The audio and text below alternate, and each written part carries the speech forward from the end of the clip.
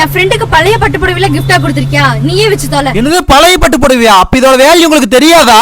மொத்தமா 1,05,000 ரூபாய்க்கு போகும் ப்ரோ.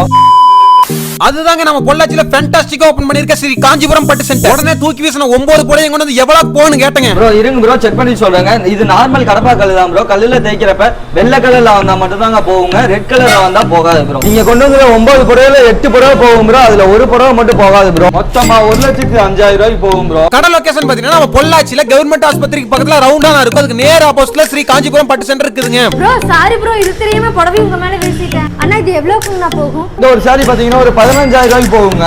இந்த ஒரு சாரி பாத்தீங்கன்னா ஒரு 7,000 ரூபாய்க்கு போகுங்க. இந்த ஒரு சாரி பாத்தீங்கன்னா ஒரு 8,000 போகுங்க. மொத்தமா பாத்தீங்கன்னா ஒரு 30,000 போகும் ப்ரோ. மேடம் நீங்க கொண்டு வந்த சாரிக்கு 30,000ங்க. அதுவும் இல்லாம பாத்தீங்கன்னா ஒரு வளையல் உங்களுக்கு கிஃப்ட் மேம். எங்க வீட்ல இருக்க பழைய கிழிஞ்ச பட்டு புடவைல கொடுத்து 30,000 ரூபாய் நான் வாங்கிட்டேங்க. நீங்க வெள்ளிக்கு இருக்க பட்டு புடவை கொண்டு வந்தீங்கன்னா இந்த மாதிரி வளையல் கிஃப்டா தருவாங்க, மறக்காம வாங்கிக்கோங்க. சாரி மட்டும் கிடையாதுங்க, பழைய கிழிஞ்ச 2000 மட்டும் வாங்கிக்கிறாங்க. இந்த மாதிரி ஒரு கடை இருக்குன்னு மறக்காம உங்க ஃப்ரெண்ட்ஸ் அண்ட் ஃபேமிலிக்கு ஷேர்